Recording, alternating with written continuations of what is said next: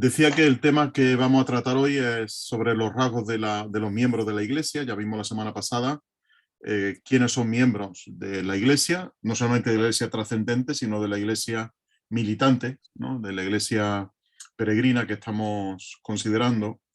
Y en esta sesión número 9 vamos a hablar acerca de los rasgos. Y decía que lo que yo voy a comentar en esta noche, estos rasgos de los que vamos a hablar, lo he sacado del libro de La Iglesia de Cristo, de Francisco La Cueva. Me pareció muy interesante lo que él comentaba ahí. Voy a ampliar algunas cosas como es normal.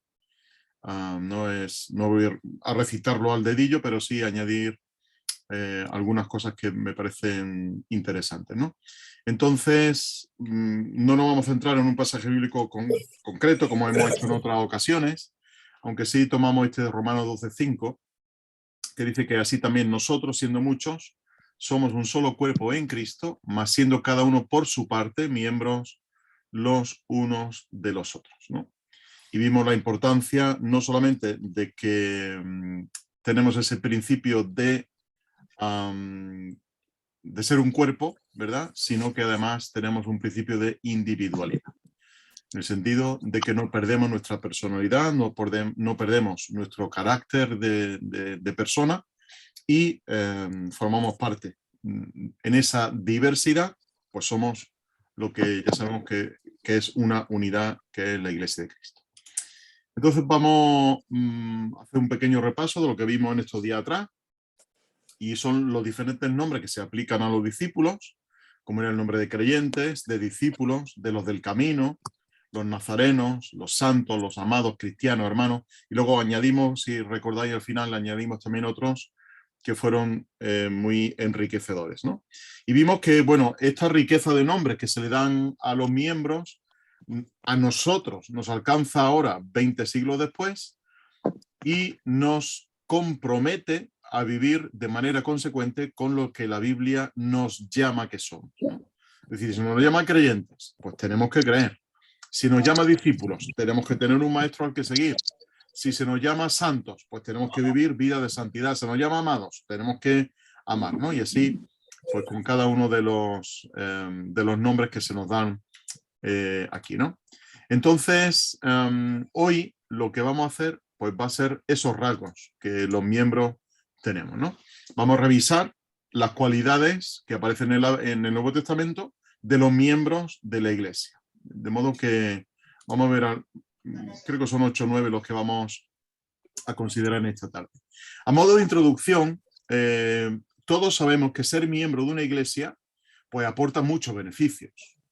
Por ejemplo, nos da una identidad de familia, ¿no? Es decir, el Señor, cuando nos llama, nos convertimos al Señor, silenciaros, cuando nos convertimos al Señor, nos da una identidad de hijos de Dios. No nos pone en un lugar solitario y nos llama a vivir vidas solitarias, sino a formar parte de una familia, a formar parte de un grupo de personas, y con ese sentido de identidad, con ese sentido de pertenencia a un grupo, ¿no? A nivel psicológico, el sentido de pertenencia es sumamente importante. Importante porque el ser humano necesita sentirse parte de algo, ¿no?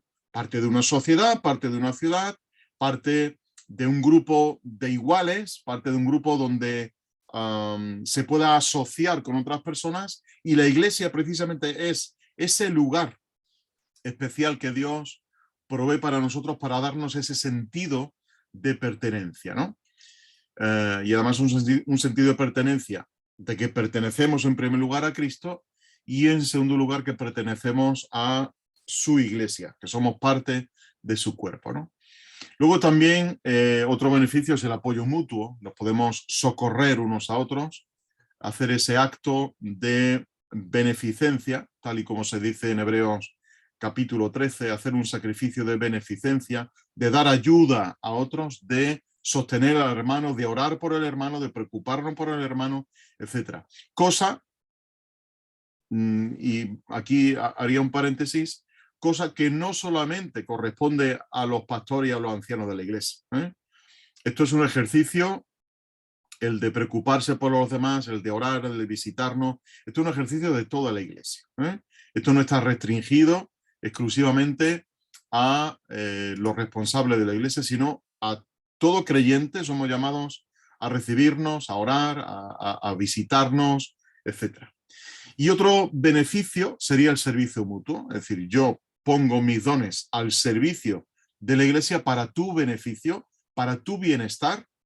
Y vimos también la semana pasada ese sentido de realización carismática, ¿no? Es decir, que al mismo tiempo que pongo el don al servicio de mis hermanos, estoy también realizándome como creyente, ¿no? Es decir, que hay un ejercicio de autorrealización a la hora de poner el don al servicio de los demás, que hecho de manera adecuada, tal y como tenemos en Romanos capítulo 12, ninguno tenga más alto concepto de sí que el que debe de tener, sino que piense de sí con cordura. Digo que hecho de manera adecuada no debe de suponer en ningún momento que la autorrealización personal por medio de nuestro don sea algo malo. Al contrario, es algo que nos alimenta también a nosotros y nos da un sentido de utilidad, ¿eh? Entonces, en este sentido, no solamente podemos decir, bueno, el Señor te recompensará en el futuro, ¿no? El Señor también nos llama ahora a que ejercitemos de manera personal ese don y veamos la importancia que tiene para nosotros también el desarrollar nuestro don, ¿no? Eso sería, pero claro, que no sea solamente uno el que lo desarrolle, sino que todos desarrollemos nuestro don para beneficio de los demás, ¿eh? Es decir, los que tenemos un don, lo ponemos al servicio del otro, pero el otro también tiene que poner su don al servicio mío, ¿no? Para que también me retroalimente del servicio y de la ayuda que los demás puedan prestar, ¿no? Pero ser miembro de una iglesia no solamente tiene grandes beneficios espirituales, psicológicos, si queréis, sino que también requiere responsabilidades, ¿no? ¿En qué sentido? Pues en el sentido que me tengo que responsabilizar de ser de bendición a los demás, de edificar a los demás. Es decir, que hay un servicio que obligatoriamente, por ser parte de la iglesia, y digo bien lo de obligatoriamente, tengo que dar a mis hermanos y hermanas. No somos personas estáticas. Hay un dinamismo dentro de la iglesia que tenemos que desarrollar. Hay un servicio al Señor, es decir, que nuestro compromiso es en primer lugar con el Señor y como consecuencia es un servicio a la iglesia, a los demás. Y ese servicio al Señor pues pertenece primordialmente al don que Él me ha dado a mí, ¿no?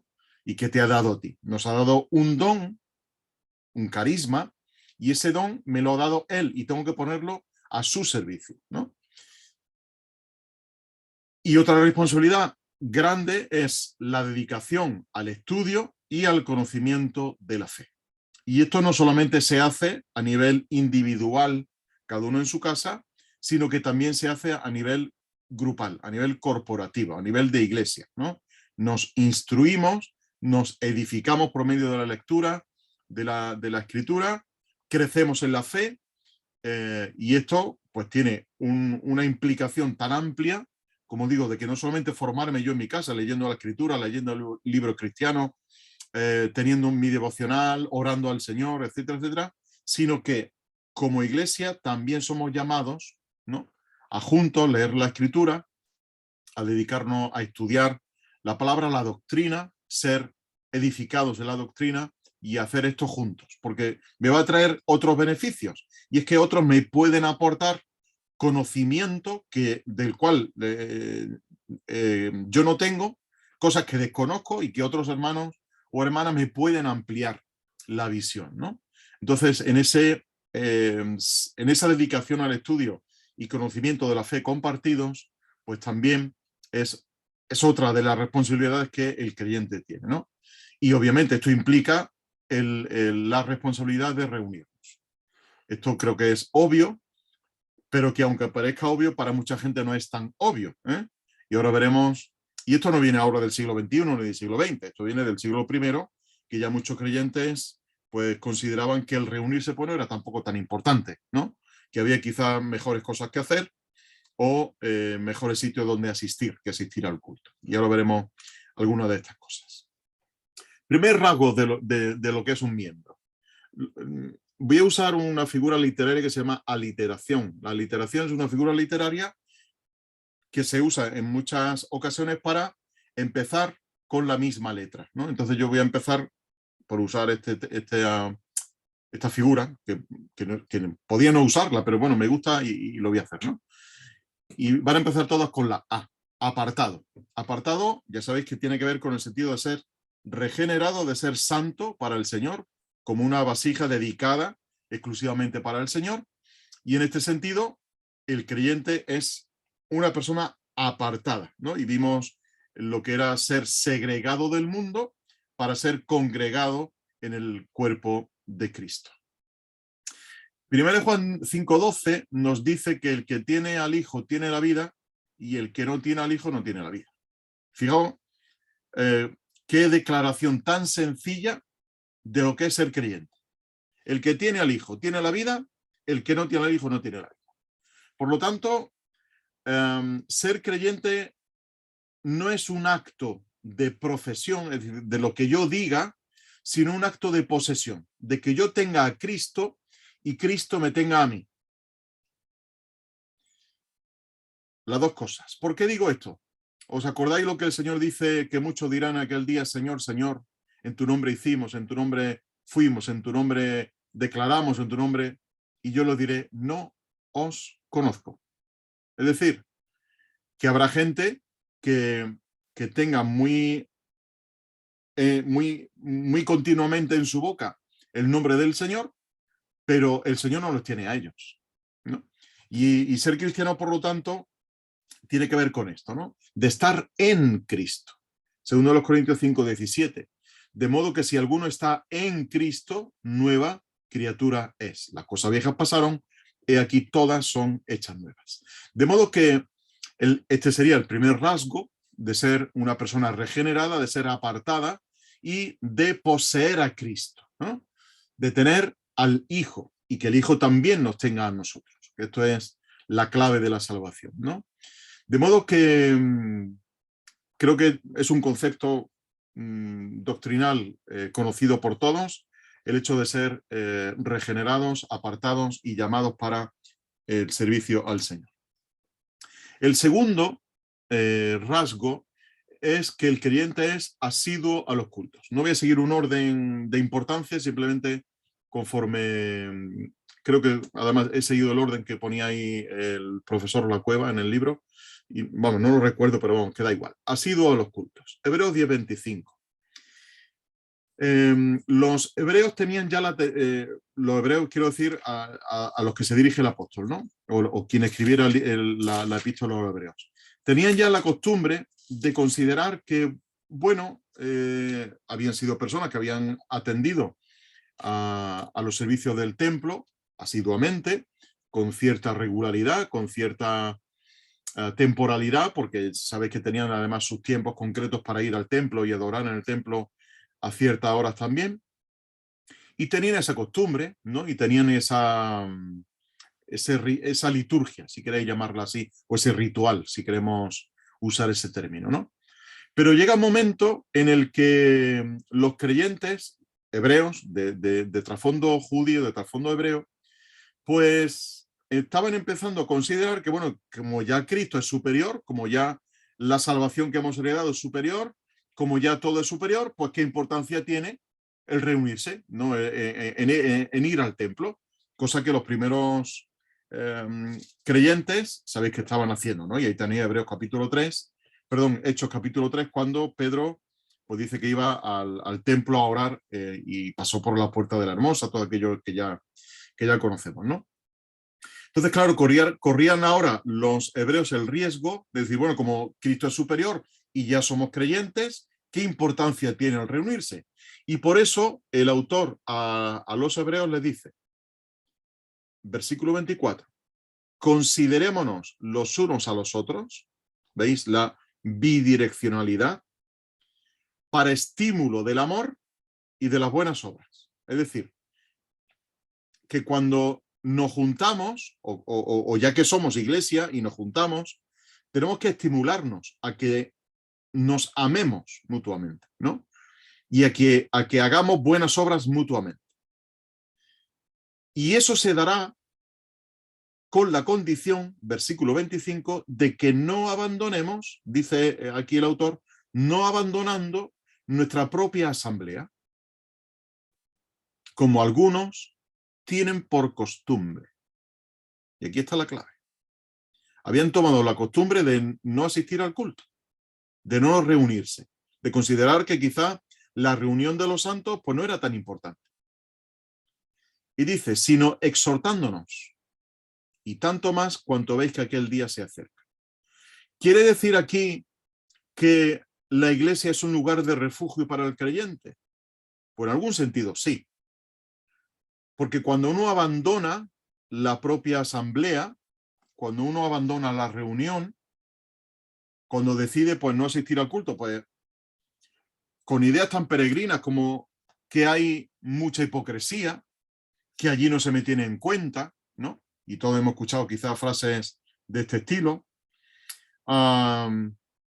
Estamos minimizando la importancia del culto. En otro momento hablaremos detalladamente de cómo es un culto, ¿no? De cómo debe de ser un culto según la Biblia.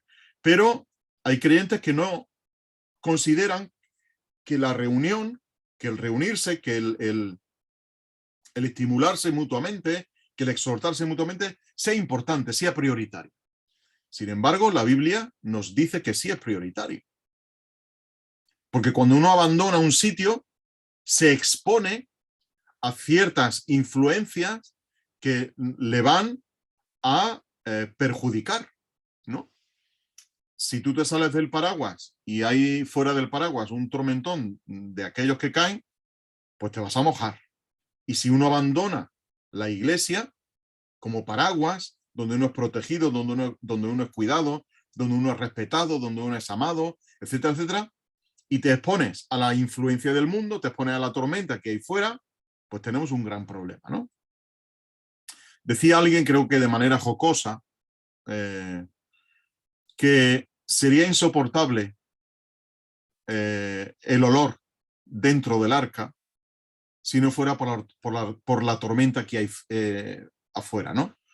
Y en ese sentido, es cierto que no somos perfectos dentro de la iglesia, que cometemos fallos, que hay errores que solventar todavía, pero la iglesia no deja de ser un lugar seguro para el creyente, ¿no? La iglesia me refiero a la reunión, a la asamblea, ¿no? Al hecho de congregarnos. Eso es un recurso que el Señor pone delante de nosotros para protegernos del mal que hay fuera.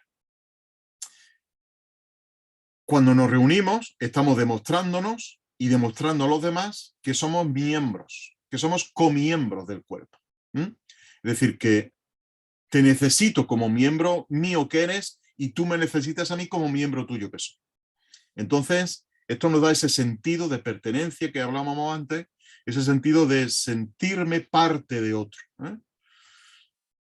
Cuando uno asiste al culto, va al encuentro de los hermanos, ¿no? Y por ahí hay muchas canciones, muchos coritos que se refieren a estas cosas, ¿no? Decía el salmista en el Salmo 84, hablando de los beneficios de los atrios de Dios, ¿no? Dice, cuán amables son tus moradas, oh Jehová, ¿no? Entonces, fijaos que el salmista hasta deseaba estar en los atrios, aunque fuera estar estar afuera de lo que era el lugar principal de reunión. Dice, me conformo con estar en los atrios, en el patio, pero quiero estar allí, ¿no? Y fijaos si él tenía ese anhelo por la casa del Señor. Nosotros debemos de anhelar también el estar juntos como iglesia, y el desear estar juntos. Salmo 133, versículo 1, mirad cuán bueno y cuán delicioso es habitar los hermanos juntos en armonía, porque allí envía el Señor bendición y vida eterna, ¿no? Salmo 133, versículo 1 y versículo 3. Porque cuando estamos juntos y estamos en el mismo tono, afinados en el mismo tono, no uno afinado en una tonalidad mayor y otros en una tonalidad menor, sino todos afinados al mismo tiempo, recibimos bendición del Señor. Y esto es, como digo, una garantía para nuestra vida cristiana, porque nos da fuerza y nos da energía, ¿no? El hecho de estar juntos. Os quiero leer una frase de un escritor de Asamblea de Hermanos, John Vigent, que me parece interesante lo que él escribe al respecto del culto. Dice, el culto es el privilegio más grande que Dios concede a su pueblo. Debemos hacer todos los esfuerzos posibles para estar seguros de que a Dios le gusta tal como lo celebramos. Qué frase tan bonita. El culto es el privilegio más grande que Dios concede a su pueblo. Y no podemos minimizarlo, no podemos minimizar el hecho de asistir al culto, porque lo que estaremos haciendo será imitar también el ejemplo de los primeros cristianos, que se reunían cada primer día de la semana y partían el pan casa por casa. Lo tenéis en Hechos 2:46 y en Hechos 4:32, ¿no? Así que si ellos practicaban esto y la narrativa bíblica queda como ejemplo para nosotros, también debemos de imitar el ejemplo de la iglesia primitiva, ¿no? El hecho de reunirnos, el hecho de estar juntos y el hecho de estar en comunión, que así es también como se le llama al culto para tener comunión unos con otros. Luego habrá diferencia en diferentes iglesias de celebrar el culto, ¿no? Pero el culto es un privilegio que tenemos que aprovechar. Y como no lo aprovechemos, nos exponemos a los peligros que hay fuera. El creyente además es activo en la iglesia. Hemos visto apartado, asiduo a los cultos y ahora activo en la iglesia. No voy a abundar más en este tema, sino recordar lo de usar el don en el servicio a Dios y a los hermanos, ¿no? Porque la iglesia necesita de las habilidades de todos sus miembros. Y si puede ser gratis, mejor. Y quiero enfatizar esto porque hay personas que piensan que hay que pagar, ¿no? Por su servicio que están haciendo al Señor.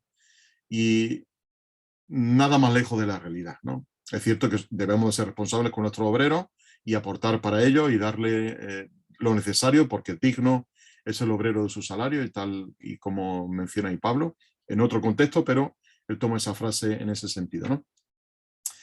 Pero el creyente necesita estar activo en la iglesia. Por eso es que cada uno hemos recibido un don. Nadie puede decir, yo no tengo ningún don, porque eso es antibíblico. El apóstol Pedro dice que cada uno hemos recibido un don y que debe de ponerlo al servicio de los demás. Ahora, hay una diferencia entre lo que es actividad y lo que es activismo. La actividad es necesaria dentro de la iglesia. Es decir, tiene que haber movimiento, tiene que haber dinamismo, todos tenemos que ponernos a funcionar, pero con sentido. Es decir, que la actividad debe de tener un propósito. El activismo es estar ocupados porque hay que estar ocupados, ¿no? Y vivimos en una sociedad altamente activista, es decir, que hay que generar el movimiento como sea, pero sin propósito muchas veces, ¿no? Y cuando existe ese activismo y no hay actividad, corremos el riesgo de quemarnos y de no haber producido absolutamente nada, ¿no? Yo tengo una bicicleta estática que no sirve para nada. No sirve para nada porque se le habrá ido algún tipo de freno que lleve ahí, alguna correa, alguna cosa, y tú puedes moverte, y sí, puedes mover las piernas, pero no estás ejerciendo resistencia para ejercitar las piernas, ¿no? Entonces, tener una bicicleta estática que me lleva al activismo, pero no me lleva a una actividad física adecuada, no sirve para nada. De hecho, lo tengo que tirar porque está ocupando sitio, ¿no? Y no, nos puede ocurrir muchas veces eso en la iglesia. Como todo el mundo tiene que estar activo, pues hacer cualquier cosa. No, es buscar una actividad con sentido, una actividad que tenga un propósito final, ¿no? Que tenga un objetivo. Y ese objetivo tiene que ser el servicio del Señor, el servicio de los hermanos, pero también un objetivo inmediato, pues que tenga una efectividad real, ¿no? Creo que ya hemos hablado mucho de este tema y no me entretengo mucho más, que luego abundaremos en otro estudio dedicado a esto. El creyente, el miembro de la iglesia, tiene además que ser acorde, es decir, consecuente con lo que es, que practica lo que profesa, ¿no? No podemos seguir a Cristo de lejos. Si recordáis al apóstol Pedro, la noche de la negación, estaba sentado con la gente, estaba sentado con los enemigos del Señor, estaba sentado con mujeres que había allí, con hombres que había allí calentándose en el patio. Y Pedro vio a Jesús de lejos, ¿os recordáis de esto, no? Pero cuando uno está sentado con sus enemigos, se expone a la negación. Recordáis el Salmo 1 también, ¿verdad? Bienaventurado el varón que no anduvo en consejo de maldad, ni en silla de escarnecedores se asenta. Esto quiere decir que no comparte el lugar con, en este caso, con los enemigos del Señor, ¿no? Cuando uno se asocia con los enemigos del Señor, corre el riesgo de imitar a esos enemigos del Señor y no vivir una vida congruente, no vivir una vida consecuente con lo que decimos ser. Y nos exponemos a la negación de Cristo. Cuando somos inconsecuentes, cuando somos incongruentes con lo que decimos ser, que somos creyentes, que somos cristianos, que somos discípulos del Señor, cuando somos inconsecuentes con esto, hermanos y hermanas, no nos estamos desacreditando a nosotros mismos. Estamos desacreditando el Evangelio. Y esto sí que es grave. Porque no olvidemos que somos luz a las naciones, que somos luz en medio de las tinieblas, que somos llamados precisamente a reflejar a Jesús en nuestra sociedad. Y cuando actuamos de manera que no tenemos que actuar, lo que ocurre es que estamos desacreditando el Evangelio y estamos desacreditando el nombre del Señor. Fue el ejemplo de Israel en el pasado. Israel al final lo que provocó era que las naciones gentiles se burlaran del Señor. Y esto el Señor no lo iba a tolerar, porque estaban blasfemando el nombre del Señor delante de las naciones. Y el Señor, permitirme la expresión, era el hazmerreír del resto de las naciones. Porque su pueblo no estaba siendo consecuente con el Dios en el que creían. Y esto fue uno de los motivos por los cuales también sabéis que el pueblo fue llevado cautivo, ¿no? Al destierro. Porque estaban las naciones gentiles, las naciones paganas, estaban viendo que el pueblo del Señor estaba blasfemando su nombre. Y por lo tanto, si su propio pueblo no estaba respetando al Señor, ¿qué podían hacer el resto de naciones paganas? Pues blasfemar el nombre del Señor, no respetar el nombre del Señor, ¿no? Y esto, hermanos, es algo de lo cual tenemos que aprender también y pensar que no nos estamos desacreditando a nosotros mismos, sino que estamos desacreditando al propio Evangelio y al Señor. Y somos llamados, por lo tanto, a ser estructuras de plausibilidad. Mirad, hay un principio que se llama el principio de la plausibilidad. Y este principio dice que tiene que haber una razón lógica, ¿verdad?, para pensar que algo es cierto. Es decir, que puede ser verificable empíricamente. Esto significa, lo voy a poner con un ejemplo. Si yo digo la siguiente proposición, ¿no? Quienes desayunan café con leche y tostadas con manteca colorada son mejores creyentes que los que desayunan café con leche y tostada con aceite y ajo. ¿Lo he formulado bien? Sí. Está bien formulada. He hecho una comparación, unos creyentes con otros creyentes. ¿Hay creyentes que desayunan café con leche y tostada con manteca colorada? Sí. Más los de Sevilla y Huelva que nosotros, que a lo mejor no usamos tanto eso, ¿no? Nosotros desayunamos más tostada con aceite y ajo, ¿no? ¿Está bien formulada? Claro que sí. ¿Tiene credibilidad? En absoluto, ninguna, porque eso no se puede comprobar, ¿no? Que sea un mejor creyente el que come manteca colorada que el que come aceite. Eso no es verificable de ninguna de las maneras.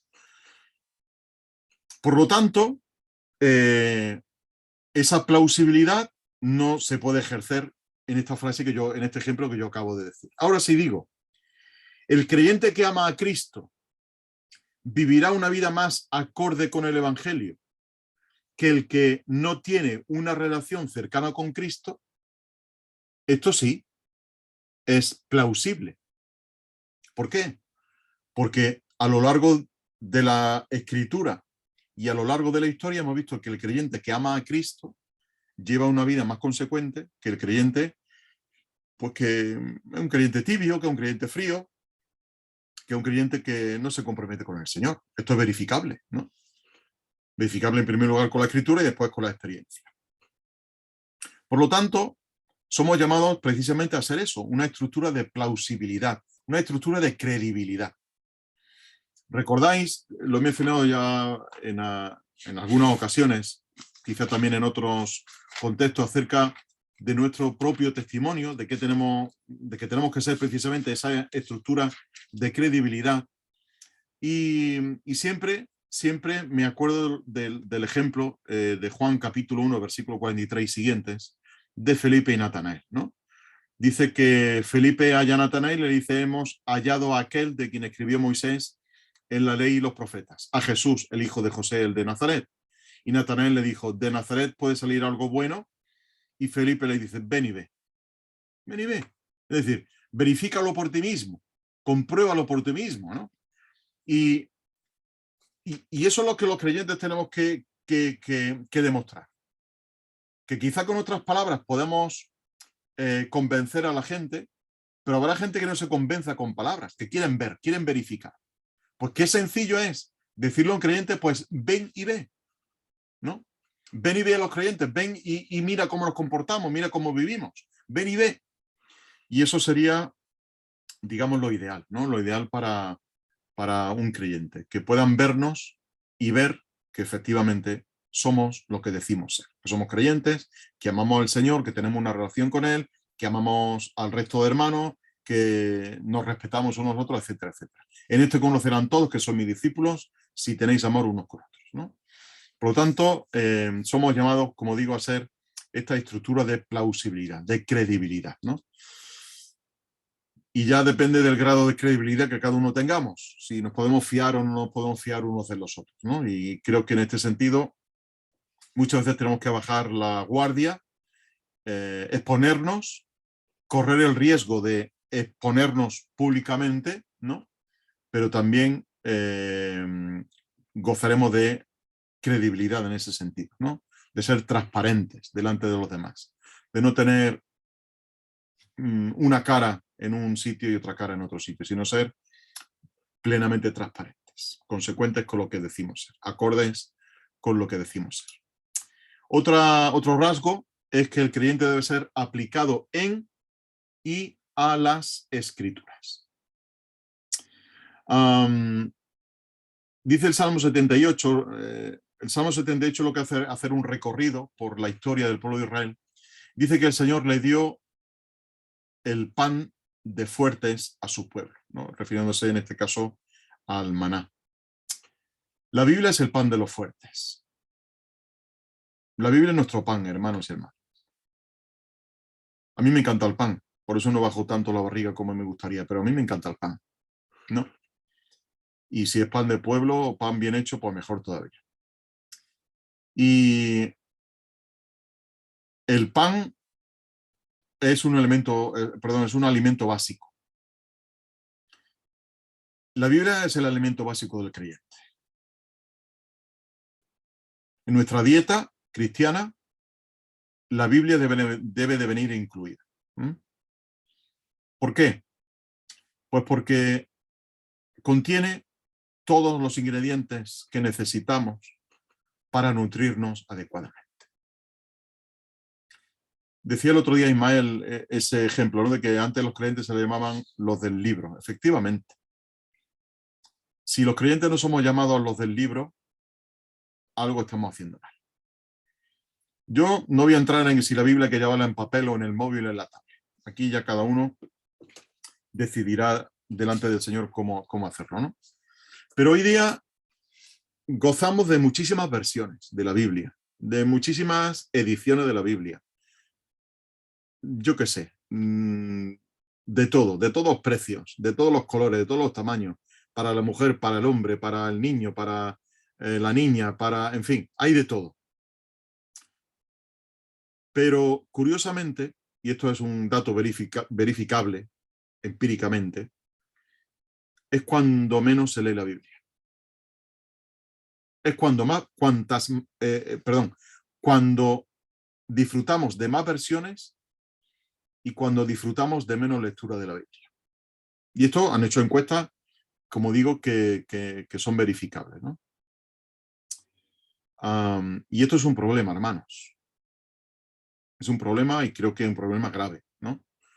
El hecho de que la Escritura pues sea un libro más de los que tenemos en casa.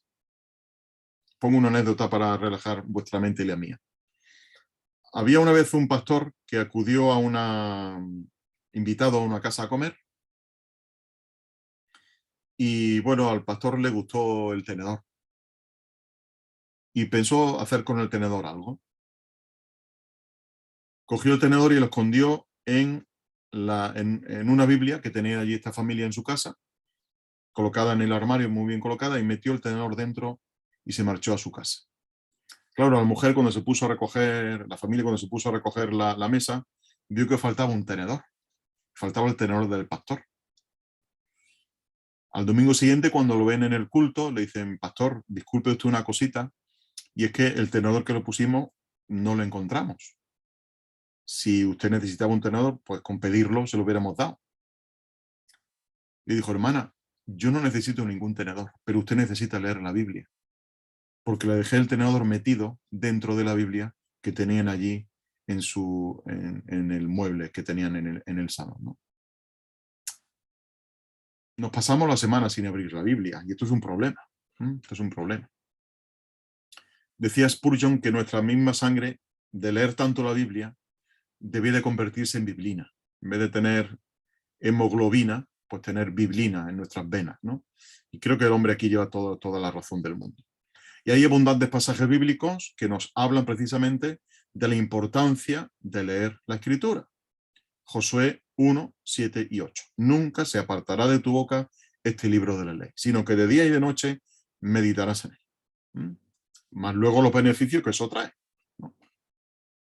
Deuteronomio 6 les recuerda a los padres que enseñarás estas cosas a tus hijos y le explicarás, etcétera, etcétera, ¿no?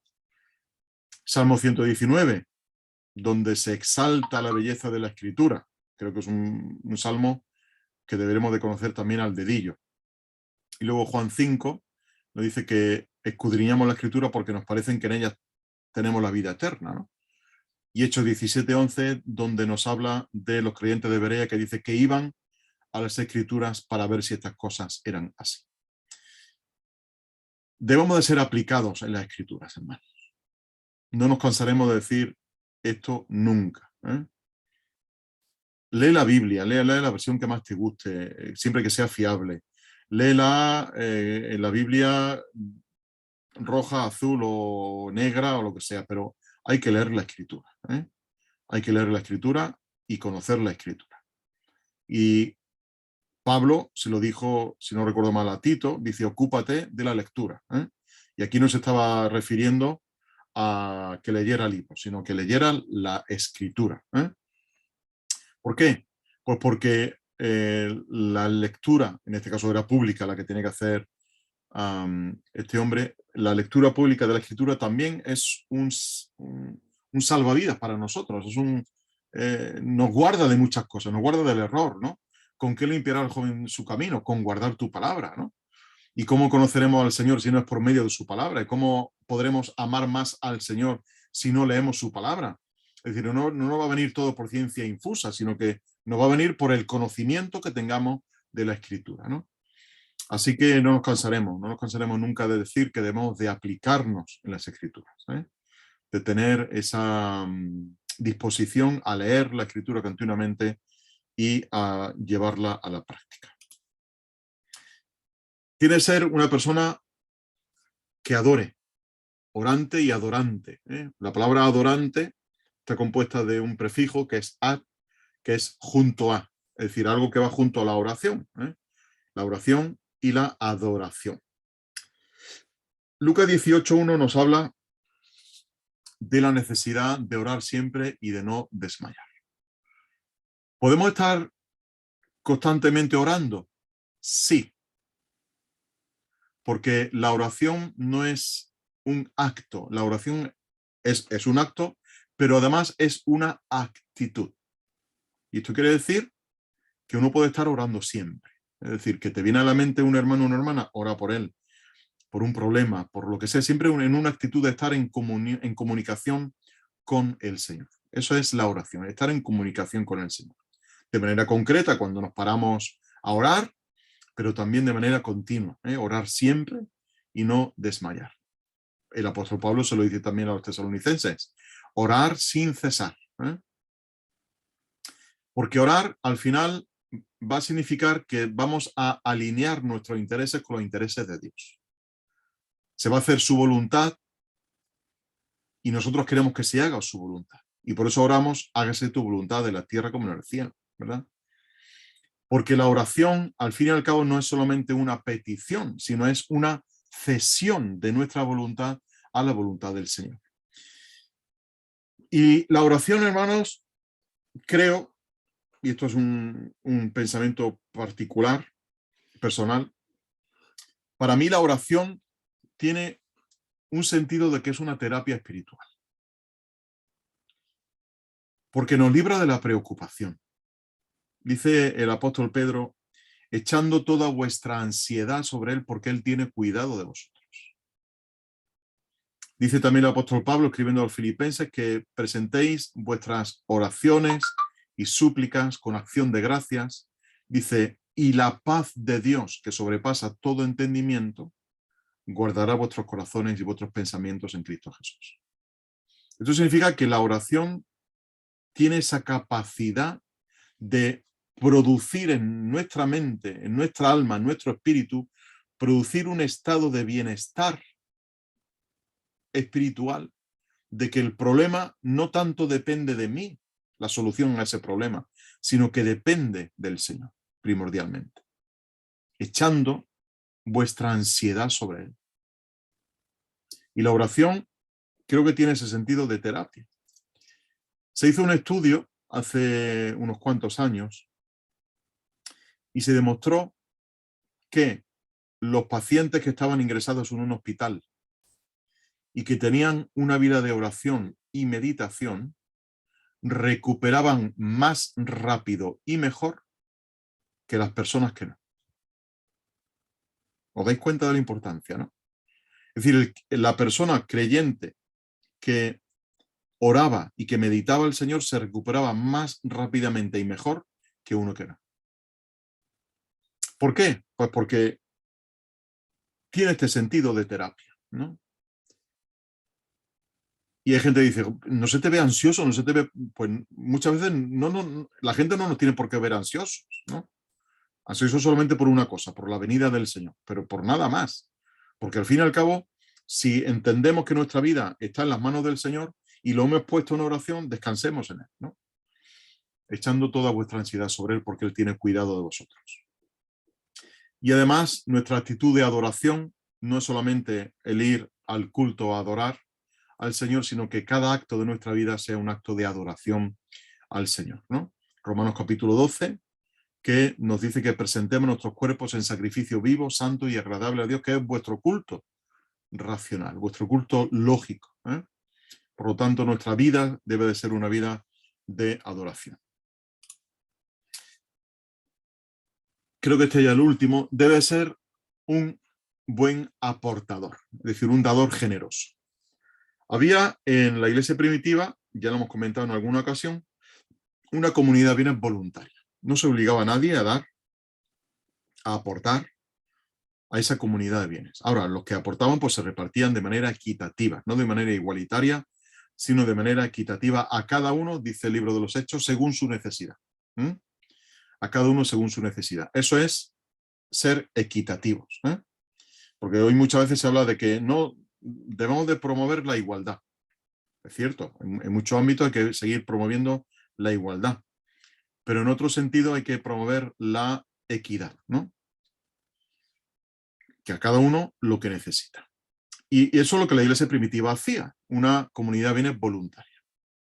Decía alguien que el agua viva del Evangelio debemos darla gratis, pero las vasijas en las que la transportamos cuestan dinero. Y eso es verdad. Es una verdad reflejada en esta metáfora, pero es una verdad grandísima, ¿no? La obra del Señor cuesta dinero, el enviar obreros cuesta dinero, el mantener una iglesia, un local abierto cuesta dinero, el evangelizar cuesta dinero, el banco de alimentos cuesta dinero, es decir, todo cuesta dinero hoy día, ¿no? Por dar aquello que es gratis. De gracia recibisteis, de gracia dad, ¿no? Porque el evangelio es gratis, pero el contexto en el cual se lleva el evangelio, eso cuesta dinero. Y debemos ser responsables, hermano y hermana, en este sentido. Y no regatearle al Señor lo que le pertenece por derecho. A Él le pertenece todo, absolutamente todo. La ropa que llevas puesta, la casa que tienes, el coche que tienes, absolutamente todo lo que tenemos le pertenece al Señor. Todo es del Señor. Ahora, hay personas que te dicen, bueno, es que el creyente tiene que dar el diezmo. Yo voy a dar de nuevo un criterio puramente personal, particular, con el que no voy a dogmatizar, pero no creo que el creyente esté sujeto al diezmo. El creyente está sujeto a algo más que el diezmo. El creyente está sujeto a considerar que todo le pertenece al Señor, de que de lo recibido de su mano le damos, no porque lo necesite, obviamente, sino porque somos responsables. Y siguiendo las pautas del apóstol Pablo cuando le escribe a los Corintios, que de nuevo, aunque era un problema particular de Corinto, pero ahí hay un principio que a mí me parece muy interesante para seguir. Y él dice, escribiéndole la primera carta a los Corintios en el capítulo 16, que cada primer día de la semana, cada uno aparte según haya prosperado. Claro, la soldada, lo que se cobraba diariamente, lo que se cobraba semanalmente, creo que hasta hace bien poco aquí en España se cobraba de manera semanal o quincenal, ¿no? Pablo le está diciendo a los creyentes que aparten de eso, aparten de manera responsable, según haya prosperado. Por lo tanto, hay aquí un principio de que claro, en esos momentos no siempre se cobraba lo mismo, ¿no? Hoy día nuestros impuestos se pagan con nuestro sueldo, ¿verdad? Todos cuando recibimos nuestra nómina, pues yo digo que te pegan el sablazo, ¿no? Porque empiezan a desquitarte de esto, de este concepto, del otro concepto, del otro concepto, y al final estás pagando impuestos, no sabes ni para qué, ¿no? Pero bueno, estamos pagando religiosamente nuestros impuestos, ¿no? De modo que al final pues te quedará el dinero que tú cobras mensualmente. Unos meses más, quien no tenga una nómina fija, pues unos meses más, unos meses menos. Ahí hay un principio de prosperidad, ¿no?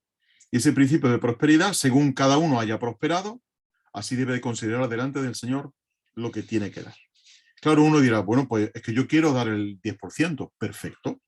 Nadie obliga a nadie a dar el diezmo. Hay ciertas congregaciones que sí exigen de sus miembros el diezmo de lo que ganan, ¿no? El creyente es dado a dar de manera voluntaria, según haya prosperado, pero a no escatimar de lo que el Señor nos ha dado. Es decir, uno puede decir, bueno, como yo no estoy sujeto al diezmo, pues voy a dar el 5%. ¿Es realmente equitativo lo que estás dando con lo que estás ganando? Es decir, Dios ama al dador alegre, según a los Corintios capítulo 9. Y cuando Pablo ahí habla de precisamente el capítulo 8 y el capítulo 9 de 2 a los Corintios, los dedica exclusivamente al tema de la ofrenda, una ofrenda que iban a destinar a ciertos hermanos que estaban pasando necesidad, ¿no? Y el apóstol llega a decir, en un momento de todo este escrito, llega a decirle lo siguiente: cada uno dé como se propuso en su corazón. ¿Recordáis el caso de Ananías y Zafira, verdad? En el Hechos capítulo 5. Dijeron, bueno, pues vamos a vender estas heredades y vamos a dárselo a la iglesia. Pero cuando vieron que habían ganado en abundancia de esas heredades, no dieron lo que ellos habían propuesto en su corazón, que nadie sabía lo que iban a dar. Nadie lo sabía, solamente ellos. Y propusieron en su corazón dar lo que iban a ganar con esa venta. Pero después decidieron que no iban a dar todo, que iban a dar una parte. Y les vino el castigo de parte del Señor. Y cuando Pedro recrimina a Ananías y a Zafira lo que habían hecho, les dice unas palabras que para mí son paradigmáticas en el sentido de que hay que tomarlo muy en cuenta, ¿no?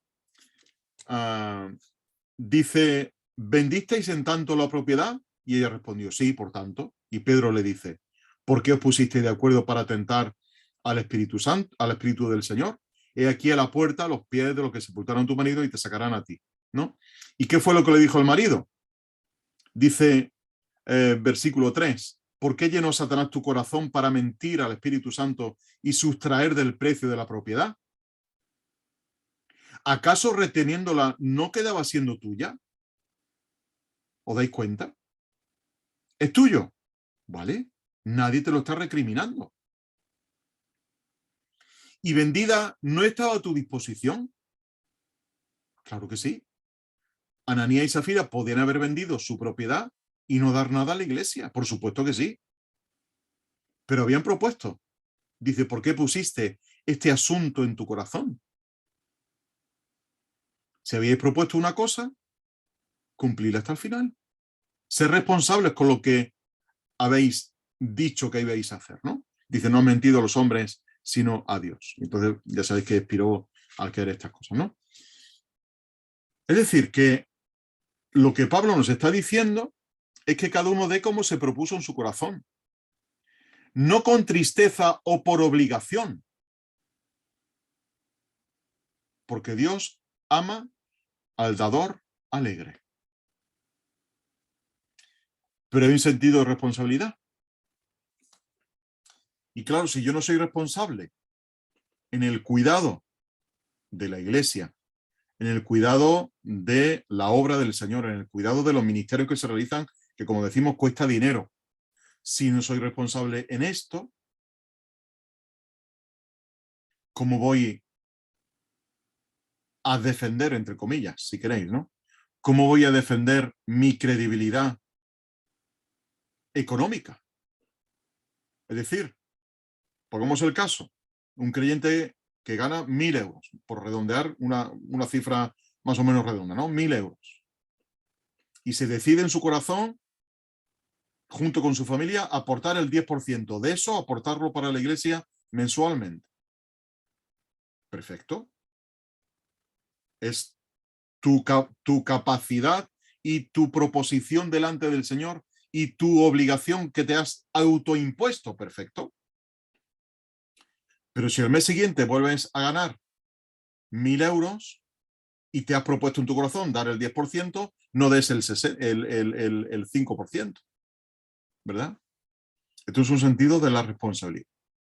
Y nos sorprenderíamos saber que hay muchísimos más versículos que hablan del tema de la gestión económica, personal, y que hablan del dinero, y que hablan de todas estas cosas, de la riqueza material, etcétera, etcétera, de lo que nos pensamos, ¿eh? Hay muchísimos, miles y miles de versículos que tienen que ver con la gestión económica familiar, doméstica, lo que sea. Y el creyente tiene que ser un dador generoso. Pero y cuando da, que no dé con tristeza, sino que dé con alegría, ¿eh? Lo que demos al Señor, que lo demos con alegría. y seamos generosos. Decía alguien que lo que más tarda en convertirse es el bolsillo, y algunas veces pasa eso, ¿no? Que nos convertimos de corazón, pero el bolsillo muchas veces pues, no es convertido al 100%. Pero bueno, es un asunto que cada uno delante del Señor tendrá que tomar también su decisión, ¿no? Y finalmente nos quedaba tiene que ser un creyente ardiente y ferviente. Decíamos el otro día, no sé en qué contexto, creo que era con vosotros, que hay un gran problema cuando mostramos nuestras emociones y nuestro fervor y nuestro gozo y nuestra alegría en otros contextos y no lo mostramos en el contexto de la iglesia, ¿no? En el contexto de la vida de iglesia. Y somos llamados precisamente a avivar la llama de la fe, ¿no? Dice Pablo en Gálatas 5:6, la fe que es avivada por el amor, ¿no? La fe que es impulsada por el amor. Toda nuestra vida, como decíamos antes, es un holocausto, y holocausto significa del todo quemado, ¿eh? Causto viene de ahí donde tomamos nuestra palabra de la sosa cáustica, ¿verdad? Conocéis la sosa cáustica que quema, ¿verdad? Y el holo es todo, todo quemado. Nuestra vida es un holocausto al Señor. Está todo, dedicada toda por completo. No hay ninguna faceta de nuestra vida que digamos, no, esto me pertenece a mí. No, todo le pertenece al Señor, ¿no? Decía el famoso evangelista William Carey que esperemos grandes cosas de Dios y emprendamos grandes cosas por Dios, ¿no? Esto es fervor, esto es ardor, esto es lo que la iglesia primitiva tenía, que se nos demuestra en el libro de los Hechos. Una iglesia ferviente, una iglesia que mostraba su entusiasmo por las cosas del Señor, ¿no? No hay cosa más triste que estar en el culto y ver caras de gente triste, de gente amargada. No digo triste porque esté pasando por un problema, que todos pasamos, ¿no? Sino de gente amargada, de gente que no se le ve una demostración de entusiasmo por las cosas del Señor. Y el creyente debe ser un creyente entusiasta, debe ser un creyente que muestre, con su carácter, muestre también el gozo que llevamos dentro, ¿no? Tú dirás, bueno, pues es que mi carácter es más así. Sí, pero una de las facetas del fruto del Espíritu es el gozo, ¿no? Y tenemos que tener gozo, y el gozo se manifiesta no solamente a nivel interno, sino también a nivel externo, ¿no? La cara es el espejo del alma, y debemos de mostrar un rostro alegre, hermanos y hermanas, ¿verdad? Debemos de mostrar ese fervor, esa alegría, ese entusiasmo por las cosas del Señor, ¿no? Porque gritamos a lo mejor cuando gana nuestro equipo y nos ponemos radiante de gozo y nos ponemos a gritar, a saltar, pero cuando nos ocurre algo a nivel espiritual y sentimos ese gozo, pues lo damos como por asumido, ¿no? Cuando el creyente debe de saltar de gozo también, de saltar de alegría y de entusiasmarse y de reír por el Señor y de reír por las cosas espirituales y de ver cómo prospera la obra del Señor y ver cómo el hermano prospera y eso nos tiene que producir gozo, hermano. Y debemos de gestionar precisamente ese gozo de manera adecuada, ¿no? Delante del Señor y con alegría y con todas estas cosas que deben de formar parte de nuestro día a día, ¿no? Hay otro más, se me ha pasado. Anunciador de buenas nuevas. Tenemos que tener celo por ganar almas, ¿no? De tener esa pasión por las almas, que hay por ahí un libro escrito que se llama así, Pasión por las almas. Debemos de dar un testimonio fiel, un testimonio instruido, de un testimonio de presentar defensa delante de aquel que nos demande razón de nuestra esperanza, ¿no? Él dice ahí el apóstol Pedro, y de dar también defensa con nuestra propia vida, para que dice que la mujer que tiene maridos que no son creyentes, o los maridos que tienen mujeres que no son creyentes, sean ganados no por la palabra, sino por los hechos, ¿no? Y esto es sumamente importante también, el hecho de que nuestra vida respalde, como veíamos antes, lo que estamos diciendo. Y somos como aquellos leprosos que encontraron el botín. Dice, hombre, hemos encontrado el botín, ¿os acordáis de 2 de Reyes 7:8, ¿no? Hemos encontrado el botín, nos ha tocado a nosotros encontrar ese botín porque el pueblo no ha venido a recogerlo. Dice, ¿cómo nos vamos a callar, ¿no? Vamos a ir a la ciudad, aunque seamos leprosos, aunque no nos vayan a dejar entrar, pero tenemos que decirles que aquí hay un gran botín y que este botín tenemos que compartirlo, ¿no? Y el creyente ha encontrado un gran botín. y ese botín tenemos que compartirlo con aquellos que no saben dónde está el botín. Hemos encontrado una recompensa y debemos de compartirla con aquellos que no saben dónde está esa recompensa, ¿verdad? Un creyente, decía alguien, que un creyente es un mendigo diciéndole a otro mendigo dónde encontrar pan. Y esto es una verdad, ¿no? El hecho de que seamos transmisores del Evangelio y sepamos guiar a otros a dónde encontrar lo que nosotros hemos encontrado, ¿no? Sería muy egoísta de nuestra parte el encontrar un beneficio y el no compartirlo con alguien que lo necesita, ¿no? De modo que este ejemplo de los leprosos que encontraron el botín nos puede resultar también interesante. Así que, como hemos visto, ser miembro de una iglesia tiene muchos privilegios, también tiene muchas responsabilidades que al final repercuten en el testimonio global de la iglesia.